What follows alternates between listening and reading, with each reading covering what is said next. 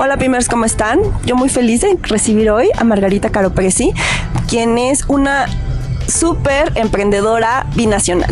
¿Cómo estás, Margarita? Muy bien, gracias. Oye, Margarita, pues me llama mucho la atención. Digo, tengo tantos años de conocerte, pero me llama siempre la atención ver tus ganas por emprender a través de la cultura mexicana. Pero algo que me llama mucho la atención es cómo has logrado tener un método de trabajo binacional. Es muy interesante porque cuando tú estás en tu país, tú no sabes realmente qué profunda es la cultura o tu identidad nacional. Yo lo veo como cuando tú eres un pez y estás dentro del agua y nunca te enteras que estás en el agua hasta que sales del agua y te hace falta el agua para vivir. Y así luchas. Bueno, para mí un poquito así es la migración. Y cuando tú te reconoces lo que eres estando fuera de México, tú encuentras tu lugar, tu identidad, tu espacio. Encuentras que desde esa posición tú puedes crear muchas cosas. Y como inmigrante, bueno, no es nada fácil la inmigración. Si tú reconoces ese gran bagaje cultural, idiosincrático y hasta lingüístico que tienes, puedes partir a muchas áreas, porque nada más es crecer y expandirse. Oye, tienes 20 años viviendo en Canadá, que no han sido fáciles, ¿no? Hablábamos hace ratito que fueron circunstanciales, que Canadá llegó a ti o tú llegaste a Canadá, pero realmente ha sido todo un aprendizaje. Hace rato hablamos de la importancia del clima, de la cultura, de los chistes, pero realmente, ¿cómo emprender en un país? Yo no diría frío, pero un país que es totalmente diferente y que a lo mejor no tiene tantas alternativas como en México para emprender, porque aquí pones el puesto de tamales afuera del metro y ya emprendiste, ya sobrevives. Pero en Canadá, ¿cómo salir de esa zona de confort en Canadá y emprender? Es muy interesante y es cierto, las normatividades, las regulaciones son mucho más estrictas allá que aquí, pero no solamente eso, los clientes, en fin.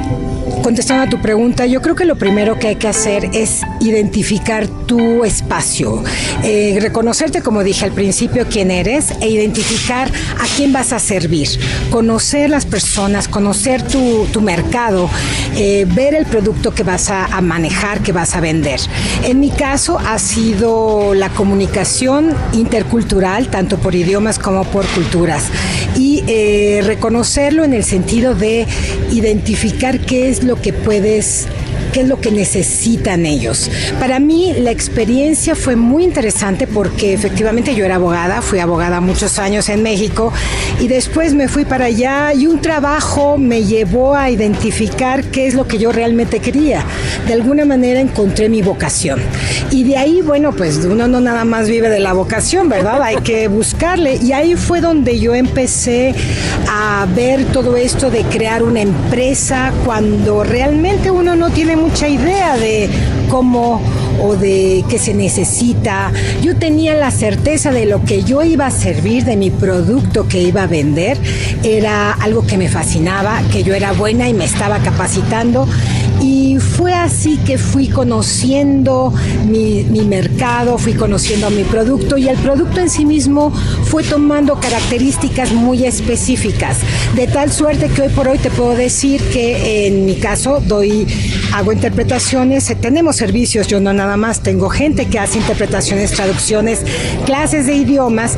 En cuanto a las clases de idiomas son de uso específico y desarrollé una metodología tal que permite identificar las necesidades específicas de comunicación lingüística y cultural que no encuentras hasta ahora no he encontrado otro similar, no te digo en Canadá, sino en general, en el mundo. Y cuéntame, o sea, has tenido varios proyectos, ¿no? Este es el más reciente. Antes tenías una revista digital y bueno, tienes también un programa de radio, ¿no? Has tenido como muchas facetas. Atloctli, que es tu programa de revista, que es binacional y que incluyes ahí historias padrísimas de migrantes, que ahorita está como en una pausa. Realmente de ahí pones implícita la importancia de seguir siendo mexicanos aún estando allá, ¿no? ¿Cómo participar en la revista o cómo logras que los mexicanos sigan involucrados en las cosas realmente importantes o buscar seguir sintiéndonos mexicanos, ¿no? En el exterior. Bueno, la revista surge como una alternativa para solucionar un problema que encontré en una investigación. He realizado 3 investigaciones sobre la comunicación entre trabajadores migrantes e hispanos en Canadá. Y la revista surge como una solución para ayudar a mejorar la comunicación en áreas culturales, interculturales, de seguridad, en el trabajo, en la casa, en el camino, así como bienestar de los trabajadores. Entonces, la revista es binacional, como bien dices, y algo que es muy importante es muchas veces cuando estamos en otro país puede ser tentador el perder o el querer perder u olvidar quiénes somos, efectivamente. Entonces, si hay alguien que yo he encontrado, no tatuado, lleva muy claro de dónde son, quiénes son y que jamás van a perderlo, son los trabajadores migrantes. Porque los trabajadores migrantes en el extranjero, en este caso en Canadá, que van dentro de un programa federal, que van y vienen, ellos siempre están mirando hacia el sur, siempre están mirando a su casa. Y es este tipo de personas que, así como las mariposas monarcas, solamente hacen bien a su paso en cada comunidad en la que se encuentran. Entonces, ellos están allá para la gente de aquí, para su familia, para sus comunidades, crean riqueza, en fin. Conocer, porque mi investigación se centró principalmente en las dificultades en comunicación que pudieran tener, pero adentrarme en lo que es este estrato cultural, que muchas veces la gente de las ciudades puede que no estemos muy enterados de quiénes son, me hizo también identificar y volver los ojos hacia México.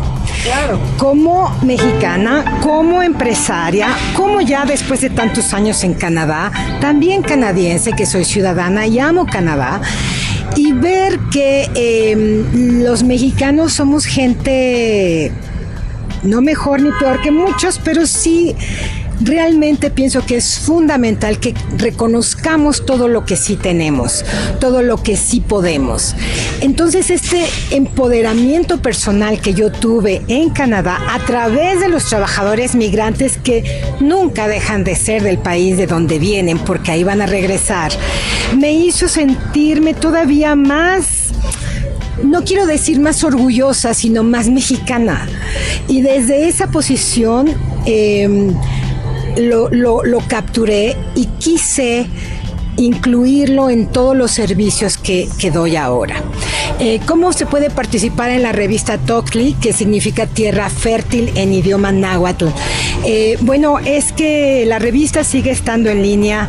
Los granjeros me siguen escribiendo, de verdad, preguntándome que cuándo vamos a sacar nuevos números, porque realmente también es un producto no nada más lleno de amor desde mi punto de vista, de una gran admiración y respeto hacia los canadienses también, sino que nos preguntan cómo pueden participar. Bueno, siguen hablando, sigan compartiendo la revista, tenemos entrevistas a trabajadores migrantes, autoridades canadienses, mexicanas, granjeros, familiares de los trabajadores. Es un producto que ahora está en suspenso, aunque ahí está, a toctli.com, que es gratuito, completamente gratuito, en el que se trata de solventar un problema para un grupo específico de trabajadores en el área cultural y lingüística. Oye, pero aparte, interesantísimo, porque la migración canadiense es totalmente diferente a la migración estadounidense. Son dos migraciones totalmente diferentes. Los jornaleros son diferentes a los jornaleros, a los que van a Estados Unidos, y con otras mentalidades, ¿no? Tienen normas de seguridad, y a Toctli lo surtía de toda esa información, ¿no? Sí, es verdad. No obstante, es importante mencionar que los trabajadores que van a Canadá dentro del programa de trabajadores migrantes de la Secretaría de Trabajo y Previsión Social tienen información. pero llega un momento en que tienen tanta información que se vuelve no información, por una parte. O desinformación. Por otra parte, en Atocli lo que hacíamos era procesar la información. ¿Esto qué es? Como mis productos están designados específicamente a servir cuestiones, características precisas y muy puntuales tanto del usuario como de la necesidad comunicativa, identifiqué el tipo de lenguaje que requerían los trabajadores migrantes. Esto no quiere decir, ojo, que estemos siendo condescendientes o que estemos, no. Cada segmento tenemos un tipo de lenguaje que hay que utilizar para comunicarnos mejor. Entonces, esa es una de las virtudes que yo logré desarrollar y que está presente entre los trabajadores migrantes. Y es verdad, el perfil de los trabajadores migrantes mexicanos a Canadá es muy distinto al de Estados Unidos. Como dijimos, los trabajadores en Canadá están dentro de un programa federal, por lo tanto, son trabajadores legales, son residentes temporales con permiso de trabajo temporal y por lo tanto tienen todos los derechos y obligaciones que tiene cualquier trabajador canadiense. Residente, es decir, no pueden votar, la declaración de impuestos es obligatoria y bueno, por ciertas situaciones no tienen derecho a ciertos deducibles, pero en general tienen derechos y obligaciones, también como cualquier residente. Pues eso está súper interesante, Margarita, y me encantaría que siguiéramos hablando de la revista y de todo lo que viene pues para ti y como buena emprendedora binacional. Y bueno, pues vamos a una pausa y seguimos en Sónica TV.